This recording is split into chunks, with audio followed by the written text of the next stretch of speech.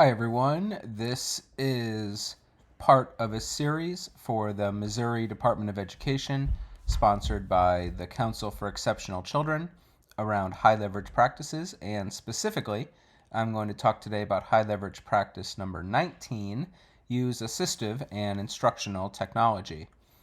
My name is Michael Kennedy. I am a professor of special education at the University of Virginia. Big Who's fan, and go Birds.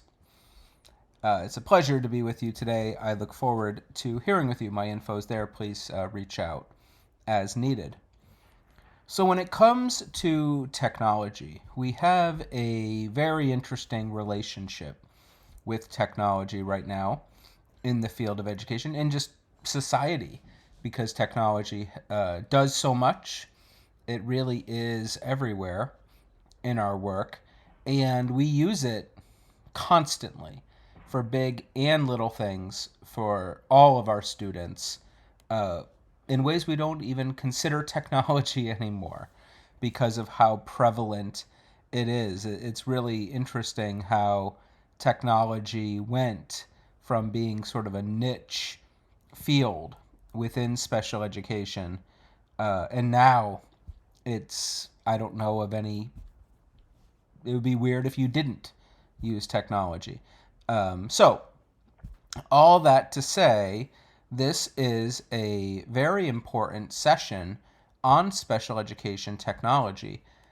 And yet, I'm an expert. This is probably the HLP I know the most about to go along with explicit instruction. And yet, I am a big proponent of using caution when it comes to this practice, because just because we use it all the time, just because we're surrounded by apps, we're surrounded by options, doesn't automatically inoculate that what the tech is works, that the tech is good.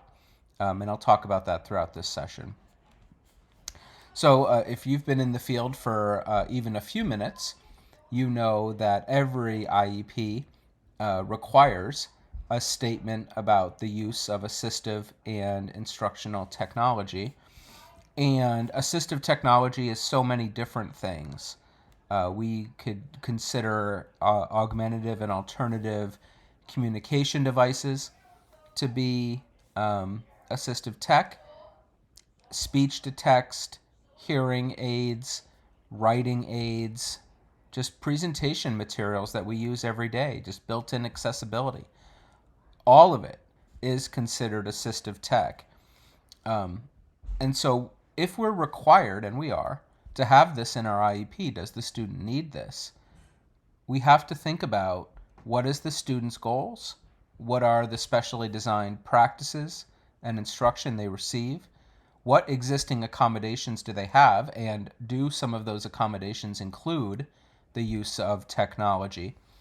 What are the student's strengths? Because oftentimes some of the strengths that the student might need or access, they could be in the domain of technology.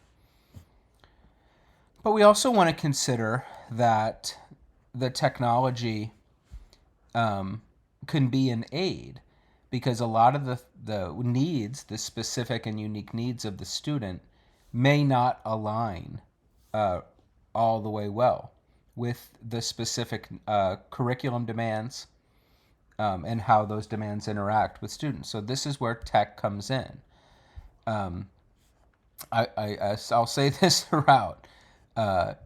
When technology is a good match for what the student needs, use it. When technology has proven through empirical science that it's effective, and then it's a good match for what students need, use it. But just because it happens to be tech, because somebody says, oh, this is the best app I've ever seen, maybe it is, but I urge caution. If you've been following along with the high leverage practices in the 10 years since they've been with us in our field, you'll know that just recently here in early 2024, we refreshed the HLPs. We changed the domains in slight ways to be collaboration, data-driven planning, instruction and behavior in academics, and intensify and intervene when needed. And we identified amongst those 4 domains 6 pillar practices: to collaborate with colleagues, high leverage practice 1; collaborate with families, HLP 3; use student assessment data to make decisions, or data-based decision making, high leverage practice 6; establish a consistent, organized, and responsive learning environment, high leverage practice 7; use explicit instruction, high leverage practice 16; and provide intensive intervention for academics and behavior, high leverage practice 20. And then underneath of those pillar practices are what we now call embedded practices. These are practices that remain absolutely essential, but are holding up the pillar practices. We use them alongside those key practices. And HLP 19 is one of those one of those embedded practices that support implementation of the key practices. But I bring that up so I can talk about this. We use assistive and instructional technology embedded within IEPs. It's required. We use it in our daily instruction, not required, but we do it. And I consider the use of technology in these ways to be closely related to high leverage practice 13, make adaptations, because some of the adaptations we make are using technology. And high leverage practice 15 provides scaffolded supports, because many of the scaffolds we provide, guided notes, use of calculator, a word processor, math manipulatives online, all of that, well, it checks the box that this is technology too. So I really consider these 3 HLPs to be tightly wound around one another. But think about this. Use of technology is a terrific way to help keep your students engaged, which is high leverage practice 18. And we use technology in groupings of various sizes, which is HLP 17. Don't forget about high leverage practices 1 and 3, those pillars, to collaborate with colleagues and collaborate with families. Before we get anywhere near deciding what we're going to do on a daily basis, whether it's tech-based or not, we are making decisions with our collaborators in our school and with our family members, so that we know what practices make sense. What should the IEP say? What should we do on a daily basis, and where does tech fit?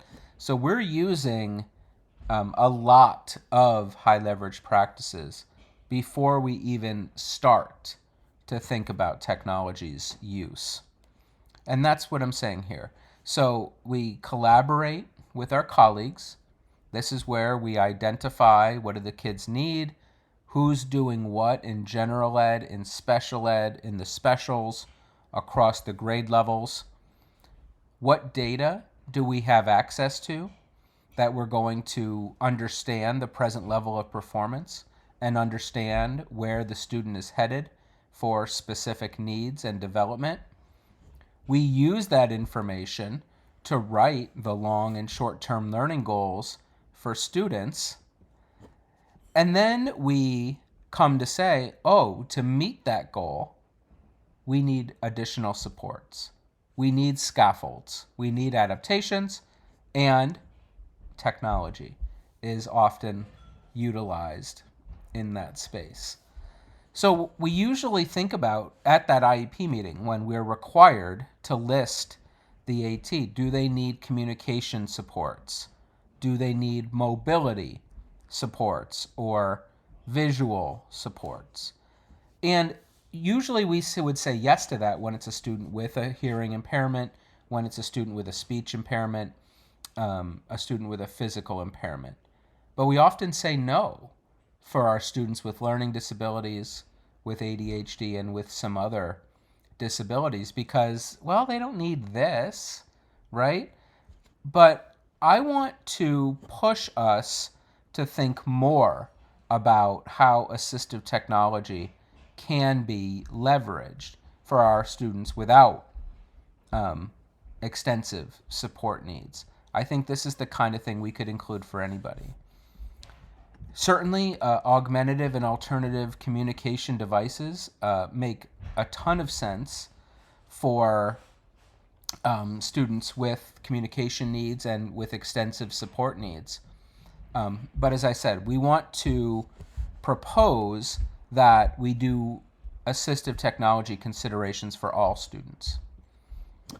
And I want you to think about technology not only to access and to communicate, which is on the right, but also think about technology to teach. What tech do we use? And then what instructional tech do students need to access and to learn? So it's a subtle difference, but it's an important one. Okay, and that's what I say here, that they're both critical, but all students benefit from technology to learn. Not every kid needs technology to communicate or move. But this isn't dichotomous, right? We want to do what every student needs, and we want to consider, now that technology is so very readily available, we want to make sure that if it's not documented in the IEP, which I think it should be, we still want to make sure we have specific and ongoing mechanisms to do so. All right, so assistive tech is a very broad group of tools. Basically, that could be anything that supports a student, even like a pencil grip that helps them grasp the pencil that they couldn't do without that grip is very important. And assistive tech gives access where perhaps access was denied or prevented beforehand. It gives chances. And I think that's a really nice way to think about technology, is it gives kids chances to be there, to learn, to use their talents, and to unlock and develop talents that perhaps we didn't know existed. And then instructional technology is under the broad umbrella of assistive technology. It's still in the domain, but it's utilized much more specifically to help students learn specific content that's on their plate. Here's just a few examples of screen readers and a rigged up pencil with a pencil grip to help the student with a physical impairment. A student with severe profound disabilities using a switch to communicate and to write or otherwise communicate. And then today's technology is out of this world in terms of what it can do. And I'll talk about AI towards the end of this talk as well. But there's so many unbelievably cool options that have made life for people with disabilities, especially those with low incidence disabilities, be able to participate in their world in ways that simply were not available, even in the very recent past. And now we can get these things, through Amazon tomorrow. It's really pretty cool, for all the complaining we do about tech and Amazon for that matter. We use technology for cognitive supports, visual supports, auditory supports, motor, and speech. It's the gamut. That's what's delightful. It's also what makes talking about this high leverage practice so hard in an hour talk. I could talk about all of these for that amount of time, and we don't have it. So this is why the other HLPs, collaborating with colleagues and families, writing high quality goals, using data to understand where kids are at and what do they need, understanding their adaptations in these domains, and then talking about the intersection points with technology. That's how you make effective outcomes. And you in Missouri that are watching this, you have good resources right from your state department that have already been put together for you.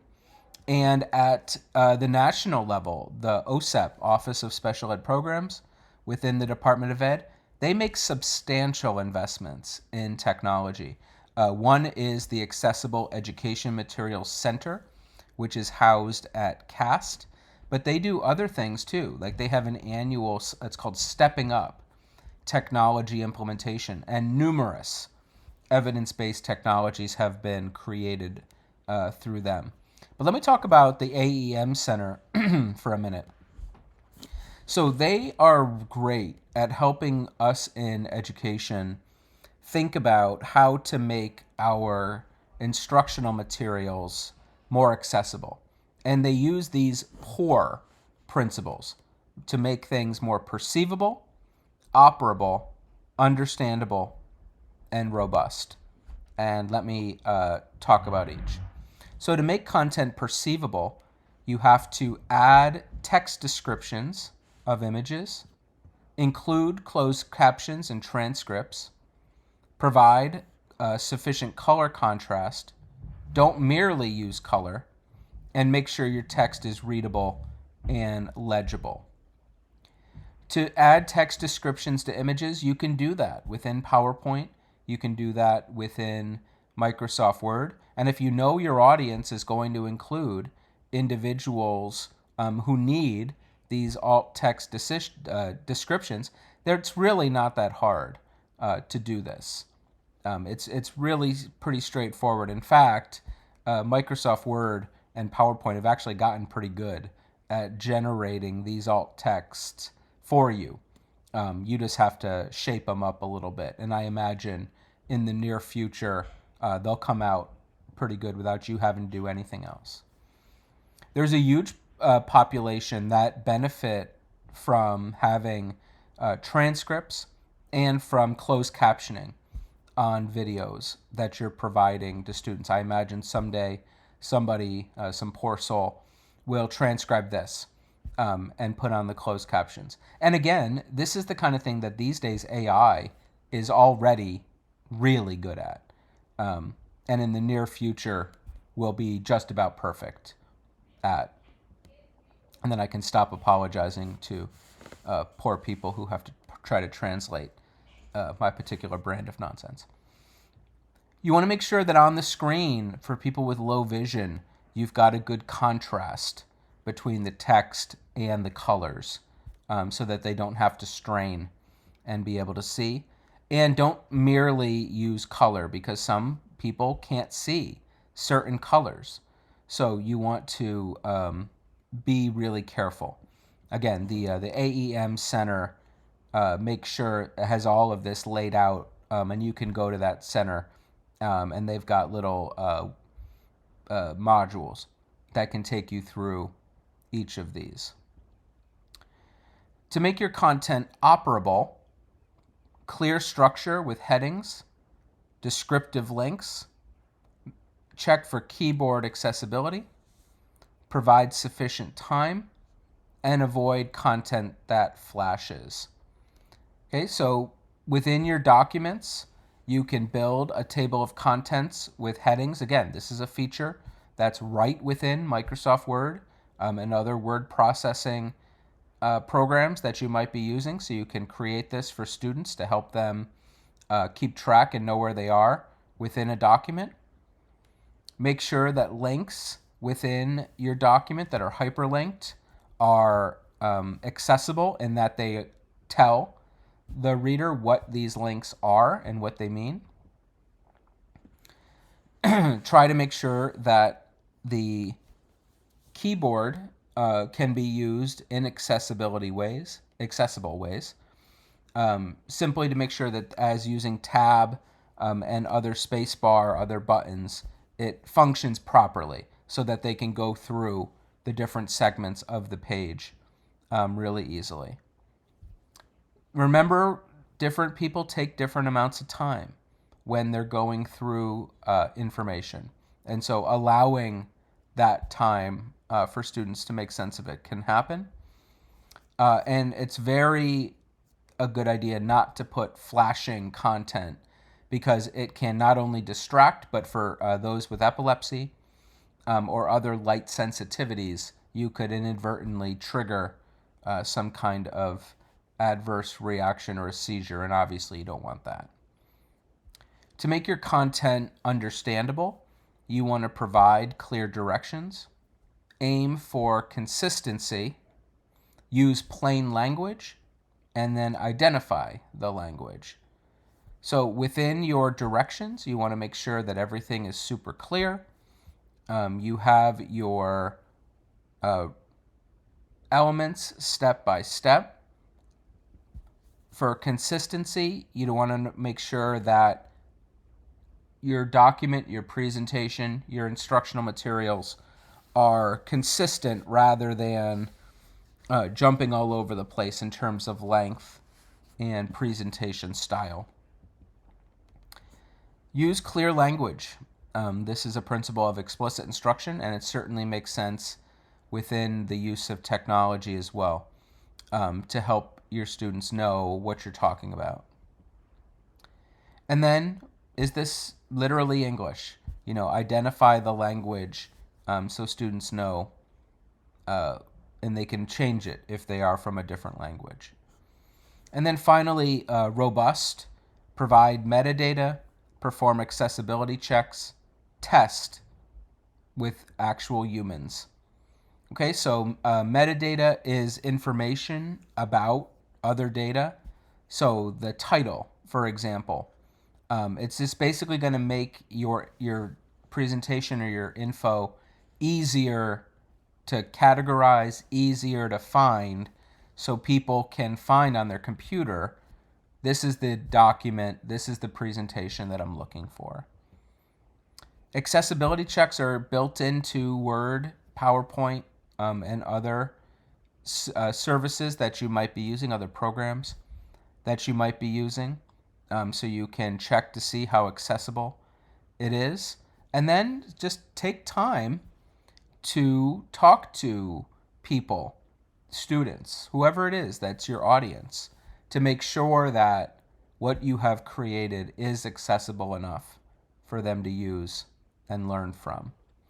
And there's lots of ways within both Windows and Mac platforms to ensure that accessibility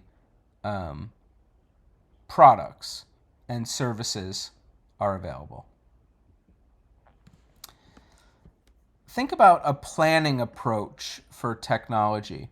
And this goes to a wonderful idea given to us by the late Dr. Joy Zabala, who worked at CAST and other places. And her SET framework, student, environment, tasks, and tools, it's still used today.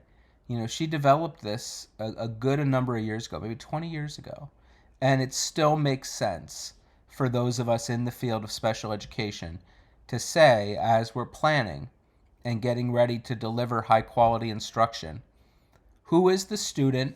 What are their areas of concern? What are their abilities? What environments are they going to be served in? What are the tasks that we're asking the student to do? What are the tools that are going to be used, and do they make sense for this kid?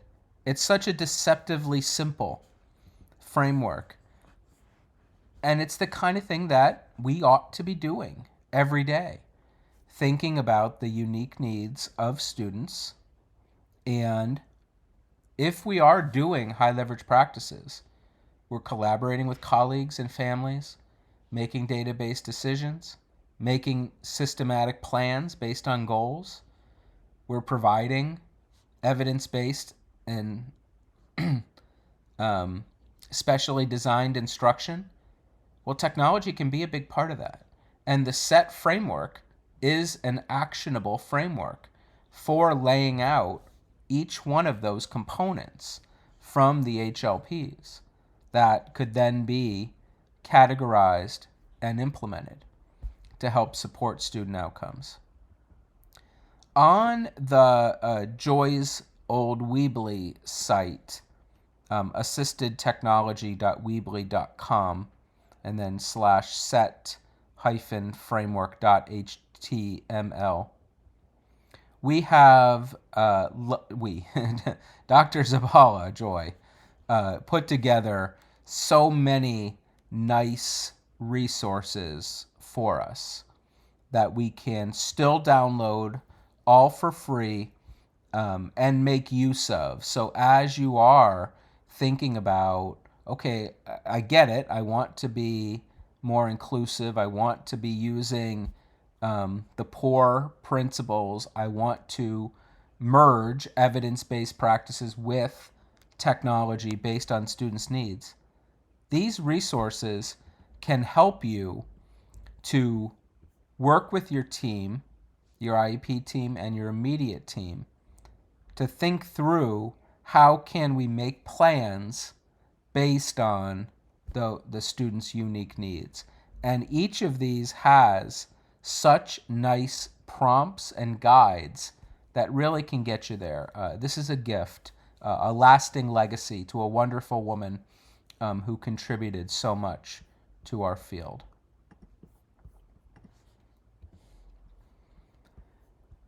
Thinking about Universal Design for Learning, UDL, also a very important framework that we use in our field to design and deliver effective instruction.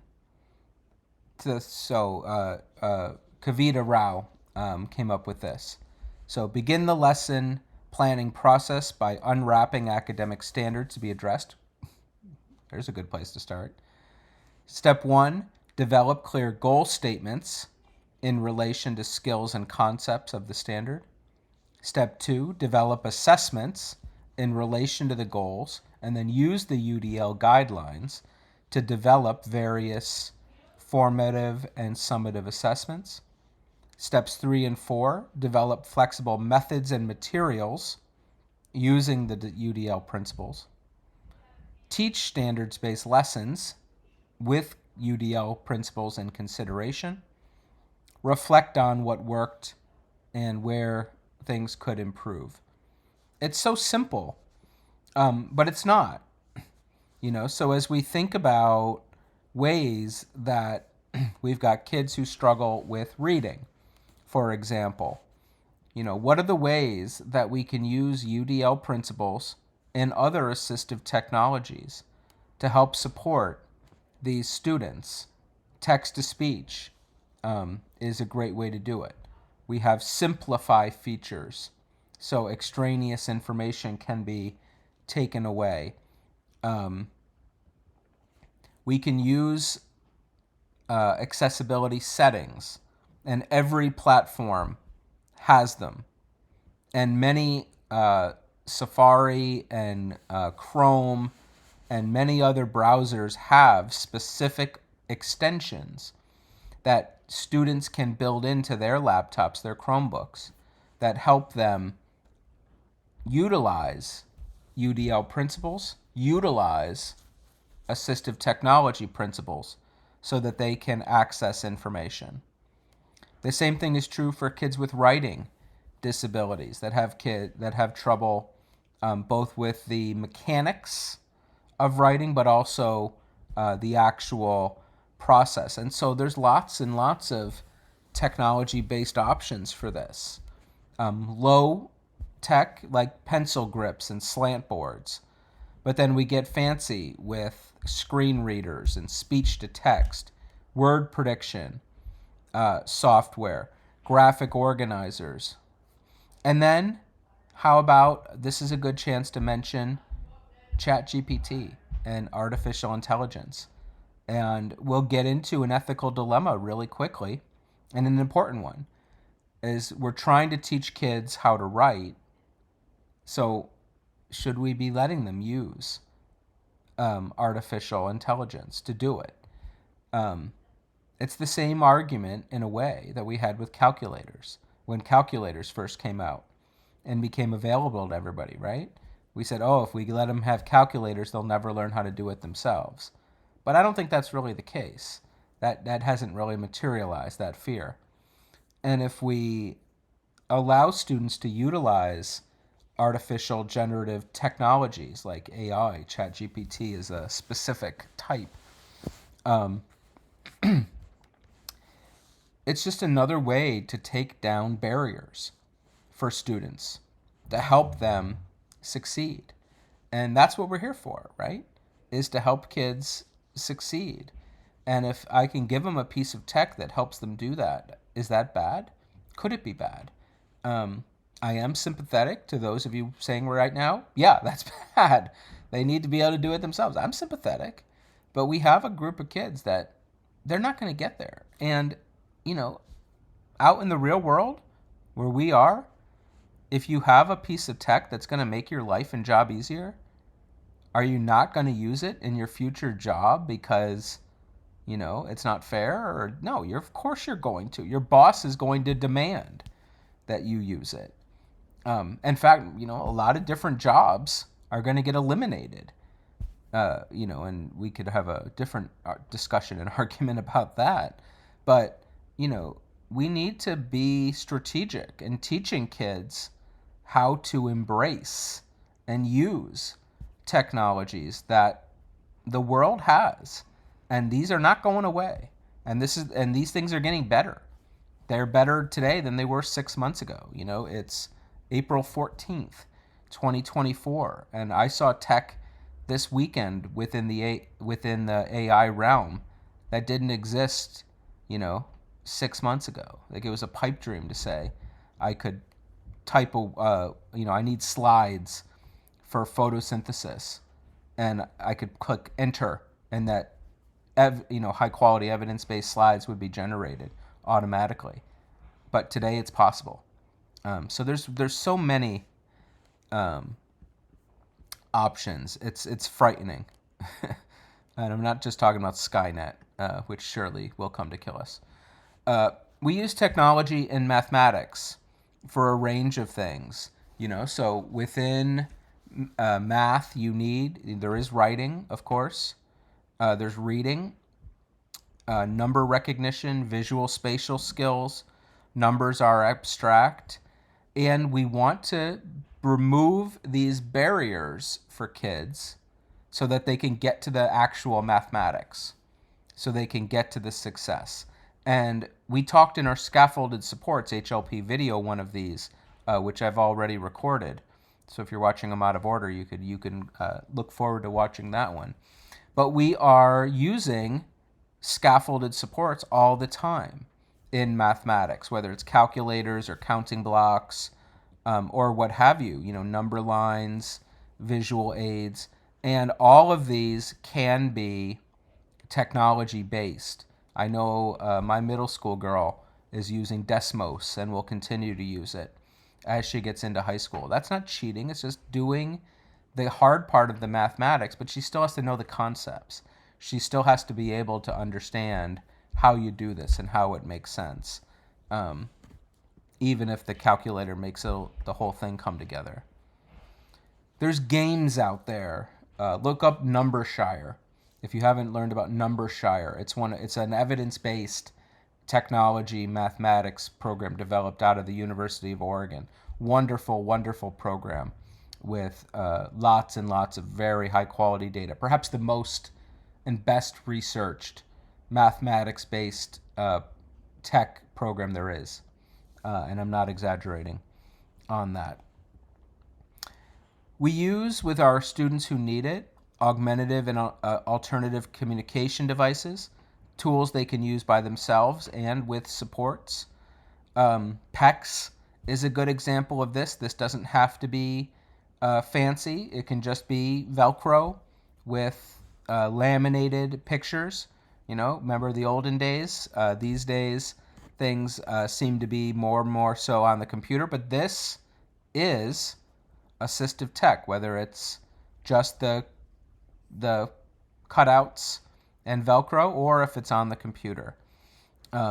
Other kinds of communication boards where kids can click or use their video laser to highlight what they need is all really good examples. Like I said earlier, these are gifts to the work. Think about 20, 30 years ago before any of this existed. There were kids who had severe, profound, what we now call extensive support needs, where they couldn't communicate effectively, and they were basically locked within their body. And they had the capability of communicating. They had the necessary intelligence, they had the necessary capacity to communicate, but they didn't have the harness. They didn't have the way to do it. And assistive technologies such as this let that happen. And families who were cut off in many ways from their child, and children who were locked and prevented from communicating were given this literal lifeline to participate in their world. And it's just fantastic. It's so important. It means so much to so many to have something like this. It really is the marvel of our life that we've been able to have this happen. All right. I want to say a few more things in this lecture. So some key instructional design frameworks.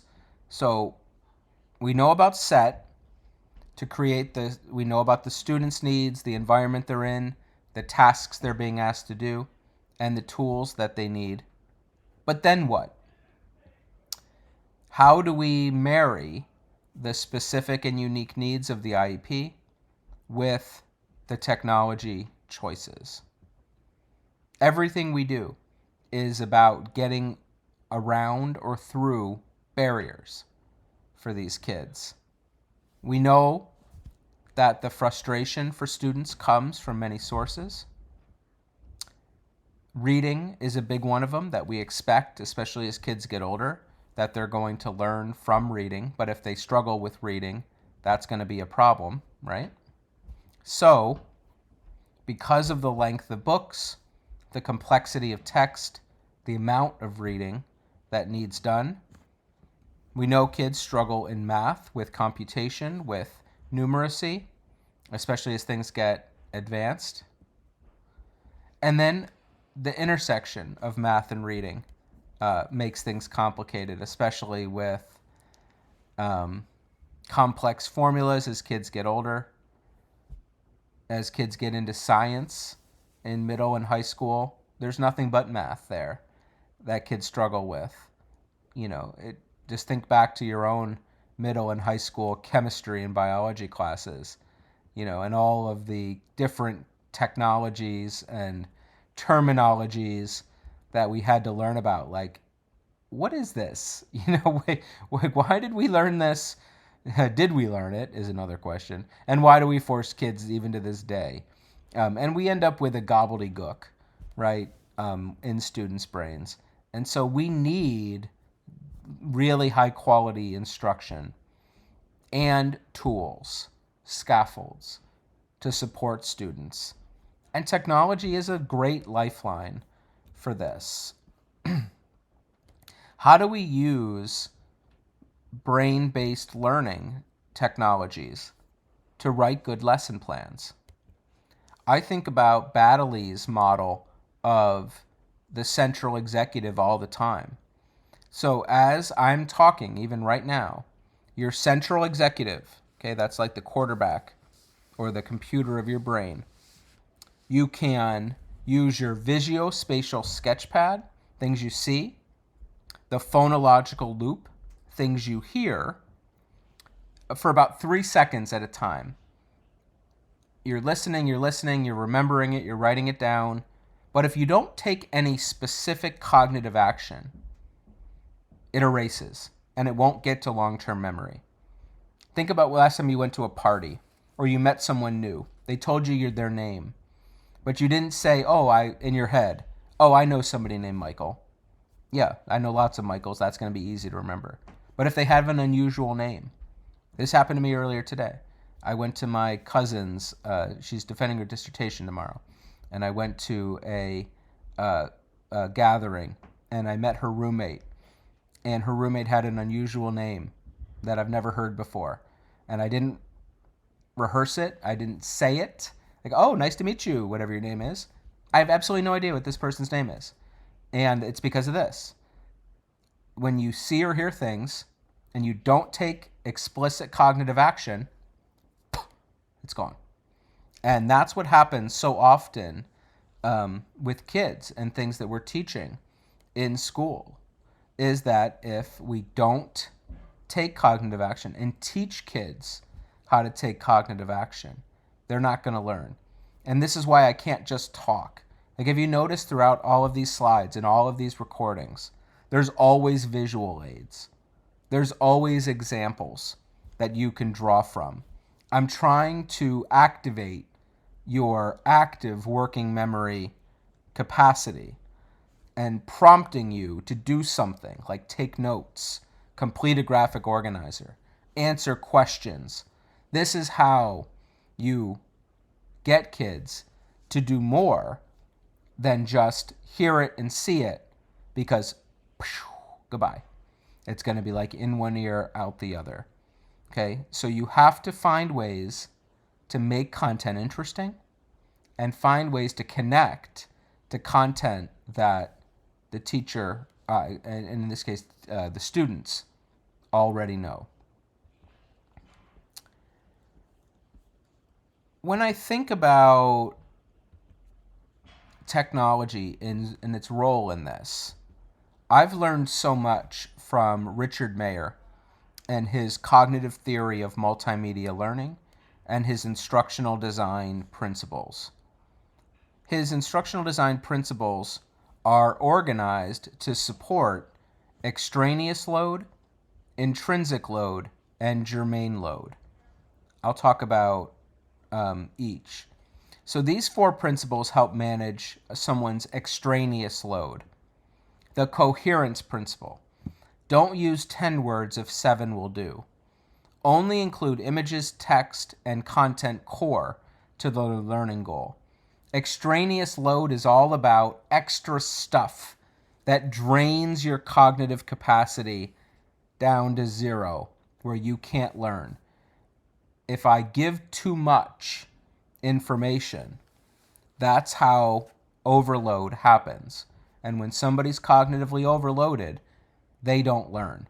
So the coherence principle is really key for this. Here's an example when I'm talking about living things. Living things move, grow, change, and respond to their environment. Plants grow, dogs grow, people grow. See how simple? Student-friendly language, clear images. Everybody can make connections to this to help understand it. Interrelationship. The way living things interact with and affect one another in their environment.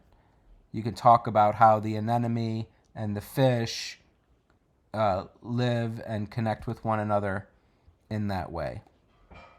The signaling principle. Be explicit as you signal to your students what the most important info is. Use words and images to make the critical info as obvious as you can. So, hey everybody, today we're going to learn about interrelationship. What do you notice about the animals and the environment you see here? Yeah, they're all using the water hole to get their water. Okay, what else do you notice? Good. They're going to eat those plants. All right, I like that. The lion that's just off the screen, they're going to eat these things. Yeah, okay. I've got a signal here that says, now we're going to do a review of background knowledge. Now we're going to answer some questions. Now it's time for a definition. Get your notebooks ready. Now it's time to hear some more extra information about this. Now it's time for examples. Okay, so in each of these, they are all signals to kids to let them know this is what we're about to do. And you can see in each of these slides that I prepared, I use these in my teaching. They're for the kids to know what's coming, but they're also to remind me what's coming and that I'm supposed to say it and give these prompts. The redundancy principle. Don't teach like this. I've got some jokes on this slide that are worth checking out. But when somebody presents like this in the real world, you have to make a choice. You can either stop listening to the presenter and try to read, or you can avert your eyes and just listen to the presenter. But you can't do both, not well. It's not possible. But we do this to kids all the time, and we do it in PD as well, for that matter. So we really want to be careful and specific about how we are using the redundancy principle to make sure that we're not overloading our audience. The contiguity principle. You want to keep your images simple. You don't want them to be abstract. You don't want eyes darting all around the screen to try to figure out what's there. Just simple, straightforward image, non-abstract, make it clear, keep it simple. Here's some principles to manage intrinsic load. Now, intrinsic load we can't hide from. This is the charge, the money it costs to do anything. Like when I'm talking right now, I'm using intrinsic load. When you're listening right now, you're using intrinsic load. When kids are learning, they use intrinsic load. And some things cost more than others. My intrinsic load for this presentation is low because I've talked about this content many times. Your intrinsic load may be high because you don't know a lot about this and I'm using some terminology perhaps you don't know about. Or, no, I know a lot about this. Your intrinsic load is also going to be low. But for students with disabilities and English learners in our classes, their intrinsic load is almost always really high because we're teaching them things they don't know anything about. And that's when the intrinsic load is at its highest, when somebody's learning something that they just don't understand. So the segmenting principle can help. This is where we break content into learner-sized chunks. We consider the needs of the audience and their capacity. The pre-training principle. We activate prior knowledge before we launch into new content. We or pre-teach essential skills and components. The modality principle. Use images, a little bit of text, and that's it. And that's what you've seen me model throughout my presentation to you in this session. All right, wrapping up, we already talked a little bit about UDL, multiple means for engagement, multiple means for representation, multiple means for action and expression. Basically, you're the designer of learning environments and you're creating learning experiences for students within learning environments. That means you're taking into account what are the barriers for learning for individual students and how can you put tools in place that help them to get around the elephants. Because elephants aren't easily moved themselves, but I can still get around them to where I want to go. I just might have to drive out in the bush a little bit. UDL is a design framework for integrating effective practices and tools. It's a way to consider variability in the learning environment. It's a way to focus on goals and the goal-driven experience. It's about considering the needs of all students. It's focused on overcoming barriers and helping kids to become high-quality learners. I would not call UDL an evidence-based practice because it's more of a framework. It's principles I use alongside evidence-based practices to design and implement high-quality instruction. It's not a checklist. It's not just for kids with disabilities. It isn't an accommodation. Okay, accommodations are more specific. And it's not just about tech. We use UDL all the time, all around the school. We use UDL to help kids access content, to help them build understandings, and help them internalize information. On the CAST website, the link is there above my head. I really like this site. It's a great way to think about all of the interesting and positive, powerful ways to implement high quality instruction that might be useful for kids. All right. So, let me wrap up with just a quick word about off the rack technology, like the Khan Academy, the Amoeba Sisters, videos we find on YouTube and other places. I certainly don't have any issue selecting these videos. We do it all the time for good reason. Brain Pop comes to mind. Bill Nye. Just be careful what you're using them for. It's hard for kids, especially with disabilities and English learners, to learn from videos like this. They're fast paced. They use a lot of complex technology and language, and they're not always the best choice for kids with disabilities. I don't mind showing Bill Nye or other videos as a brain break. They're fun, they're cute, they might pick up something from them, but this is no substitute for specially designed instruction. This is no substitute for marrying the unique needs of the IEP, using the SET framework, and then designing instruction using Mayer's principles and the UDL principles. So I think for me, this slide is really the key, is what does the student need individually, and how can I meet that need using various pieces of tech that I've designed using other HLPs, and with the team in mind. I have so much to say about this, but not nearly enough time as usual. I hope this was helpful and interesting. Please reach out with questions or ideas. This is a field that's wide open. I am the editor of the Journal of Special Ed Technology, along with Joe Boyle at Temple. And we're always getting new and really exciting manuscripts about people designing new tools, new ideas, and then implementing them for kids and testing the impact on learning. I love it. I mean, the editing itself it takes forever. But once it's done, I love it because we get to learn new things, which is really great, and that's ultimately what we're after.